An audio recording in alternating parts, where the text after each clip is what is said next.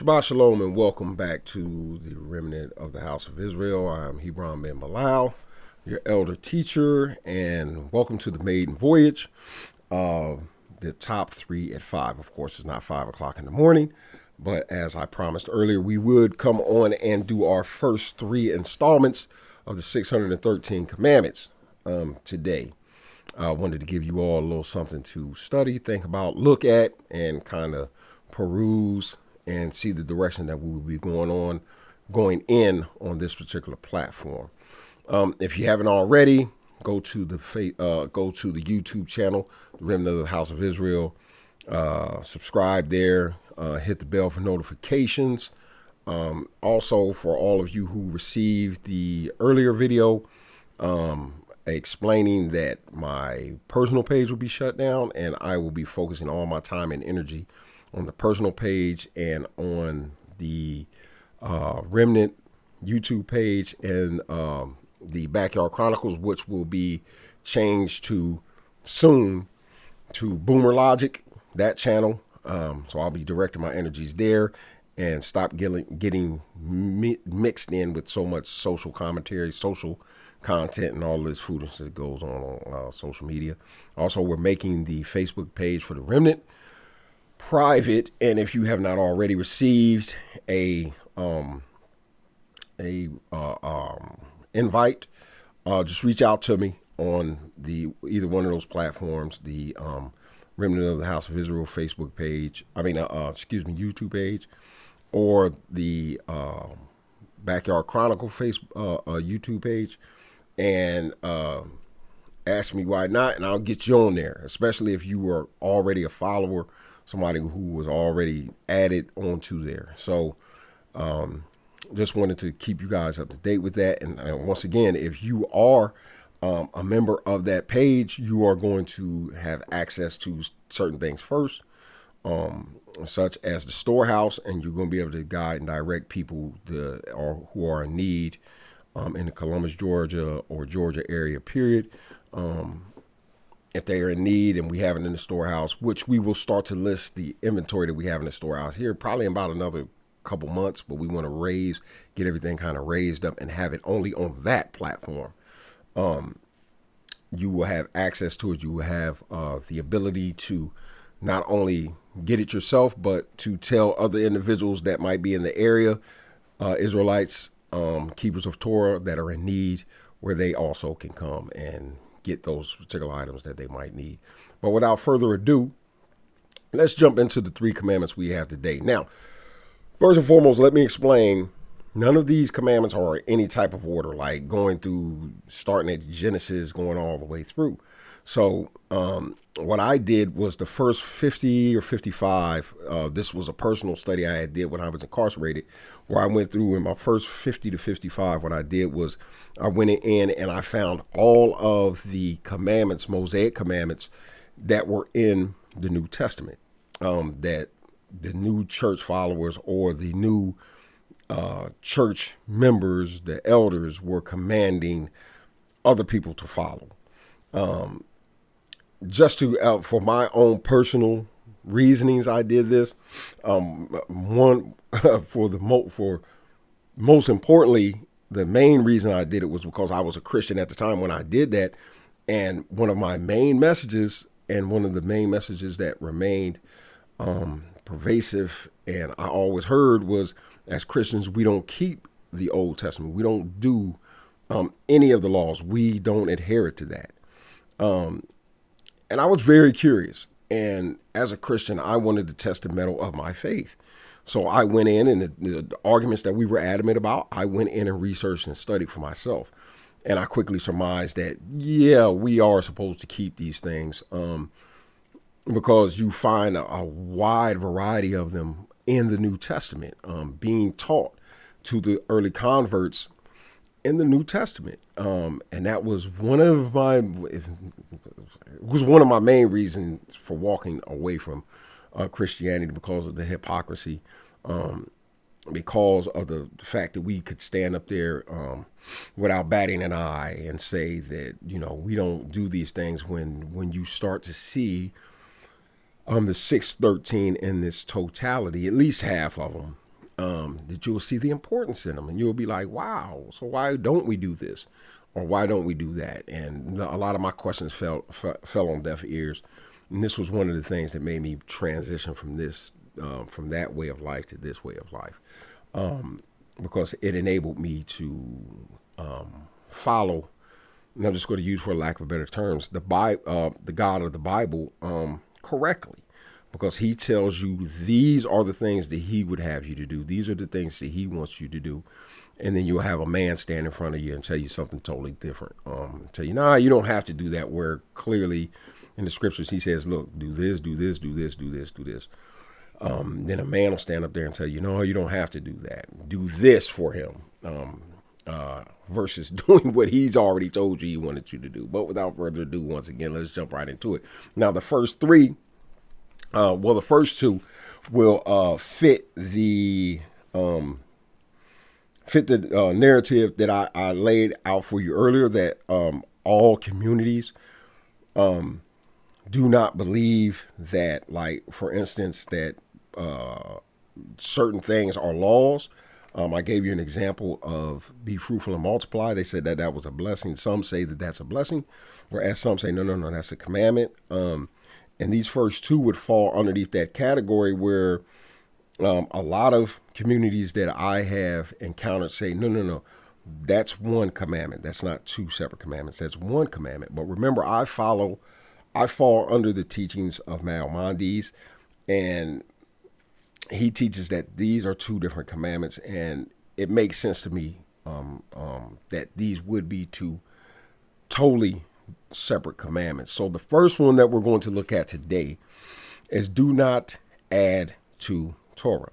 Do not add to Torah. Don't add anything. It's perfect in regard to what Yahweh has established in the rules and regulations, the laws that he gave to the Israelites over a 40-year period. He said, there's no need to add. Don't add anything to my words. I don't need for you to perfect what I've already set down. So don't add to that. You're going to find this first commandment is going to be in Deuteronomy chapter 4, verse 2, and Deuteronomy 15 and 1. Once again, do not add to the Torah. Deuteronomy 4 and 2 and Deuteronomy 15 and 1. You will also find that in Matthew's chapter 5, verse 18. Remember, I told you, the first 55, I'm always going to be able to reference you to the New Testament, where you'll be able to find these Mosaic commandments in the New as well as the Old, putting to rest this narrative or this argument that the law is dead, that they no longer have to keep the law. Once again, Matthew's chapter 5, verse 18. Let's read it. I'm just going to read it to you really quickly, because this one is actually important because of the way that they take this particular, and a lot of you are already playing it in your head, but I will read it to you. Matthew chapter 5, verse 18 says, for verily I say unto you, till heaven and earth pass, one jot nor one tittle shall in no wise pass from the law till it all be fulfilled. So, understanding what a jot and a tittle are, those are the smallest strokes or dots. It's like removing a period from a sentence. If you remove a period from a sentence, that person is still talking. That sentence continues on. It would be a run on, but the person is still talking. He hadn't finished talking, so it would change the context. It would change everything in regard to what's being talked about. So Yeshua is explaining to these people, not near jot nor tittle, meaning do not add. Don't change anything about this. Nothing will change about the law until it all be fulfilled. He said the heavens and the earth will pass away before this ever occurs. This is going to remain to stand. So before that changes, all this other stuff will be gone. So nothing's going to change about this. And this is one of the things that's more compelling or more perplexing, more perplexing to me, that when a person can read that and say, well, see, right here, he's telling you, no, right there, he's telling you don't add or subtract. Nothing is going to change about the law, that the heavens and earth will pass away before anything about the law changes, that it, until it all be fulfilled. And in many instances, there are a lot of different places where the law hasn't been fulfilled. And I could take you through that, but there's no reason at this particular time. But that's just one of those things. Me as a Christian, I used to read and I used to say, it's kind of hard to kind of ice skate around that thing, saying that it's done away with. Where he's saying there, jot nor tittle is going to remove from this. Then how are we so brazen or so confidently standing on this soapbox saying the law is done away with, where he clearly shows you that no, it's not done away with. And that would be the first commandment of the three. The second one is like the first, but this is the one that they said, no, these two are one. It says, do not subtract from the Torah. Now, remember, the first one is do not add to Torah. The second one is do not subtract. And this one is very important also because you find a lot of Hebrews subtracting from Torah. And you find a lot of them that add to Torah, but more subtracting than anything. And this would go back to, once again, Matthew 5 and 18. But also, once again, you will find this commandment in Deuteronomy 4 and 2, Deuteronomy 15 and 1. All of these are applicable for the day. It doesn't matter that it's 2021. He's explaining to you, back then, the law was the same as it was at Mount Sinai when it was first given, up to then, and even up from Yeshua the carpenter up to this date. He's telling you it's still relevant. The heavens and the earth haven't passed away. So these things are still relevant to this day. So this is why this is applicable to the day, because none of this is supposed to change. But back to the Hebrews, too many of them that I see subtracting from.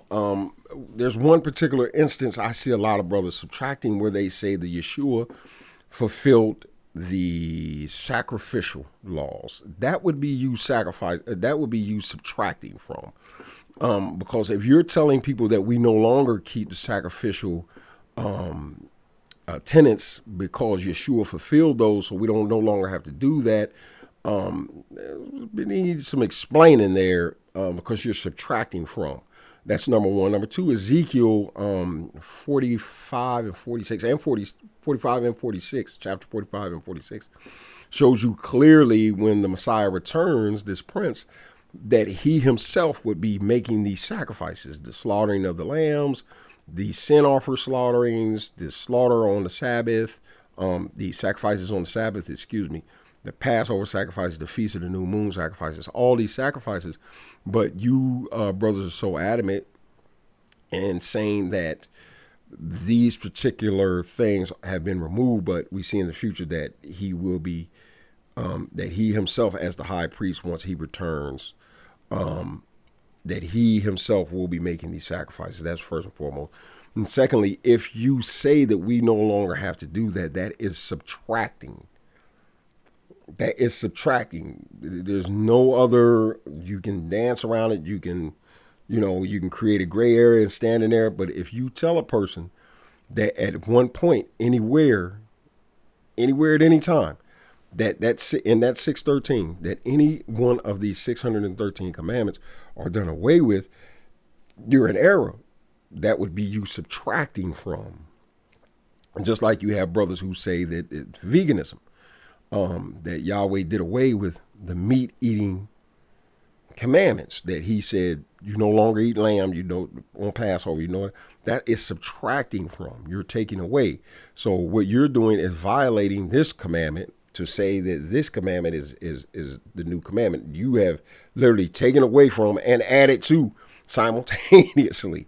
So at no point can we say that any of it has been done away with. Well, as far as the sacrificial laws, the only reason that we don't keep those, and a lot of brothers still do in certain regions, whether that's wrong or right, don't get me started on that. But the only reason that we do not keep it is because, number one, we're not in the land and we don't have a temple. If we had this temple and we still had the priest together as they would be or should be, then yes, the sacrificial system still would be in play. Nothing would have changed. Yeshua, like Yeshua said, not jot nor tittle. And that goes for us. That goes for the Christians. That goes for whoever is going to follow this book. These precepts in there is cut and dry. That this is what it is. You don't change anything. And there's 3 commandments that I hinge my reality on, and 2 of those 2 are 2 of them. I have a third that I hinge my reality on, which we will get to probably on Wednesday. I will probably do, but these 2 are pretty much 2 that I hinge my reality on. When I hear a brother teaching that something has been done away with or something has been added, I automatically in my mind go to those 2 and say, no, that can't be, because Yahweh's law stands on its own. I don't need for you to stand in front of me and tell me that this is done away with and read it to me somewhere else, because I'm always going to point to that and say, well, what does he mean there? You can read whatever you want to read to me. You have to make it make sense. You have to make it run smoothly together. Hermeneutics is what it's called.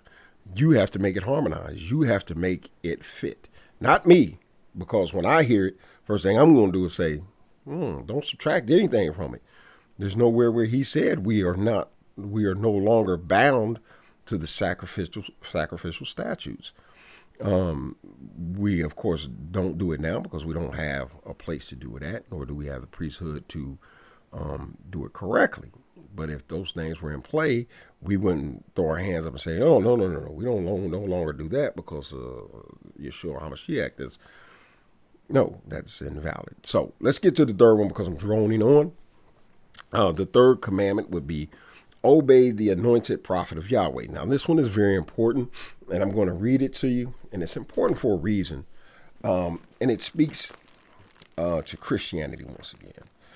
And the argument that they make in regard to, it's going to be Deuteronomy 18, starting at chapter 15. And I always say the same thing whenever I get into a conversation, used to get into conversations and debate with Christians. I would always ask them the same thing. Well, if you are no longer under the law, you no longer have to observe the law. Why do you listen to Jesus? Why do you keep saying the laws of Jesus or the laws of Christ? Why do you listen? And they say, well, because we're supposed to. We're now underneath the new covenant. I say, well, okay, but if you say that you don't keep the law, this commandment clearly says, obey the anointed prophet of Yahweh. You don't have to do that anymore because you're no longer under the law. You're not bound to that. Remember, if you keep it at one point, you have to keep it all. There's no, well, we'll keep these 3 over here and just scoot those over here. No, it says, obey the anointed prophet of Yah. And y'all said that y'all do not have to keep any of this. You don't keep it all. As a matter of fact, anecdotal situation occurred the other day, a couple Sabbaths ago. A few Sabbaths ago. No, it was the eve of the Shabbat. I was out heading to the house. I went to go get the food for the Shabbat and was on my way home. And it was a Hebrew down here in Columbus, Georgia, a Hebrew Israelite debating on the corner with a Christian. And the Christian, he was adamant. All he kept saying was, we do not observe any of the Mosaic commandments. And the Hebrew Israelite kept asking him the same thing. None of them. He's none, not none. He said, and I asked him because I wanted clarity. You guys don't observe the moral. He said, we don't observe any of them. And he ran down all the 6. So we don't observe any of those, period, at all. And so the Israelite asked him about, do you murder?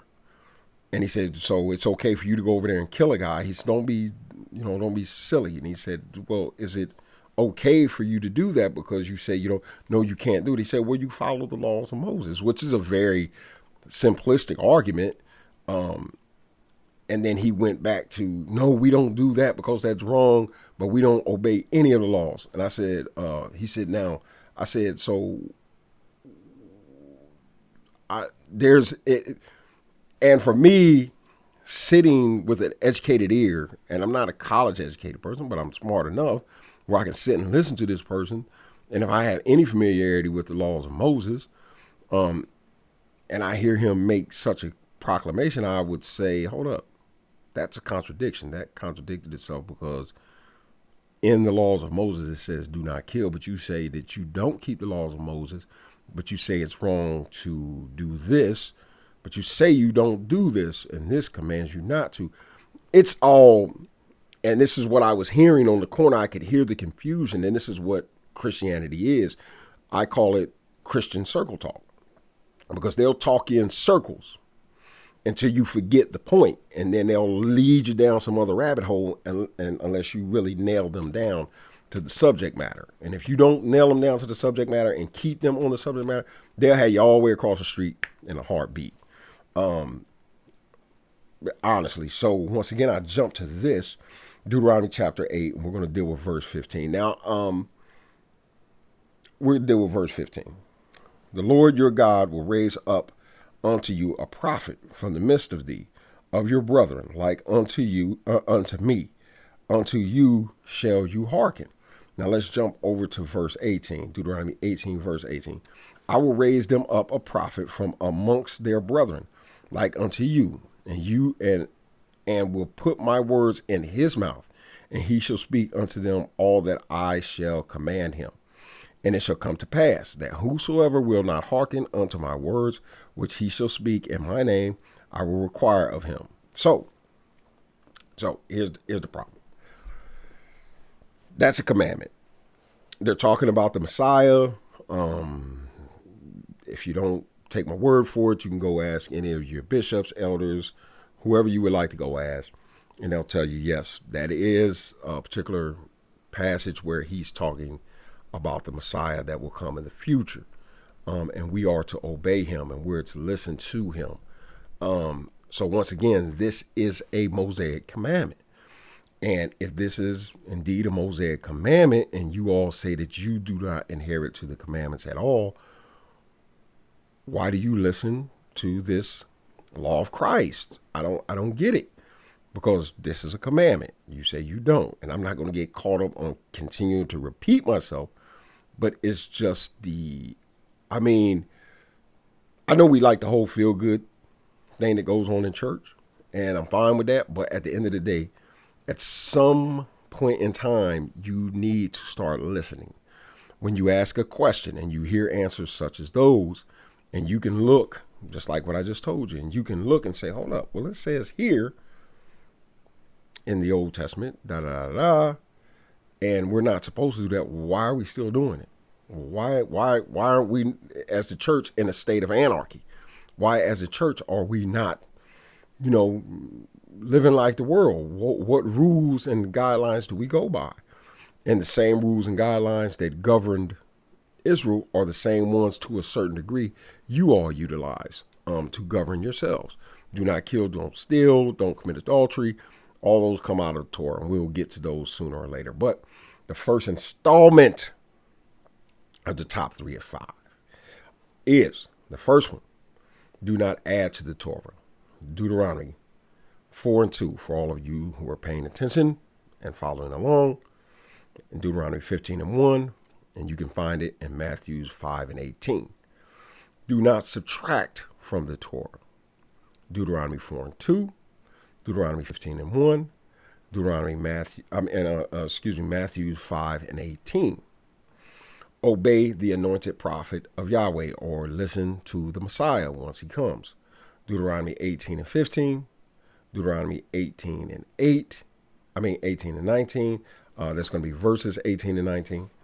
And John 1:45. Now, for all of you who, as we go along, who want a copy of our commandments, and as we go along, I'm going to be actually typing them out. And I will definitely, if you give me, if you want it, and like say we get to 25 and you say, hey man, I want the first 25 we did, or I want the first 10 that you did, so on and so forth. You could go back and you can listen to the archives things, or I can always make a copy. You just give me a mailing address, I'll send them to you.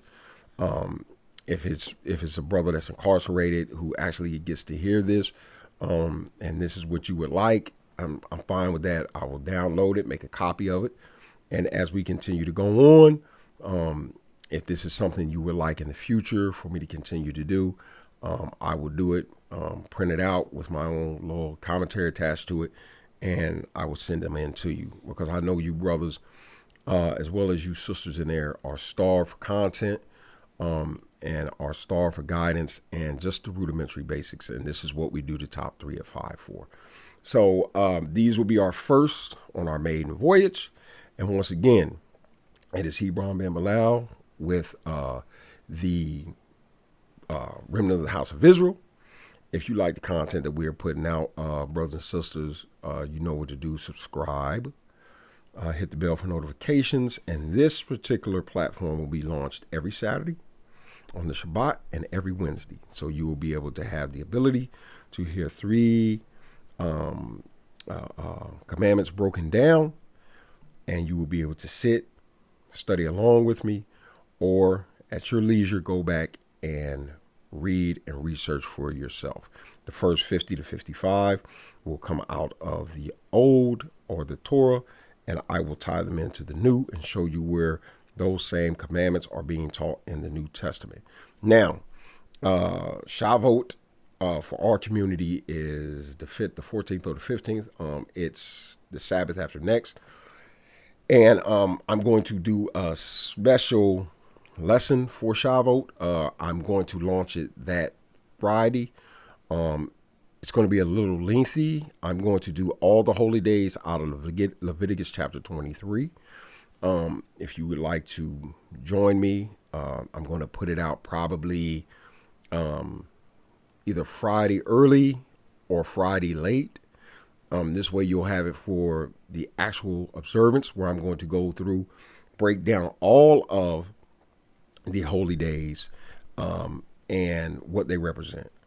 Then on the second video, I'm going to give you a concise rundown of all the additional holy days, not Yahweh's holy days that are specified in Leviticus chapter 23, but the man-made traditions that you can find in Torah as well. Not something that some camp on the corner made up, but you can find in our history text, in the Pentateuch, in the Maccabees, and you can see them there and understand why they are observed.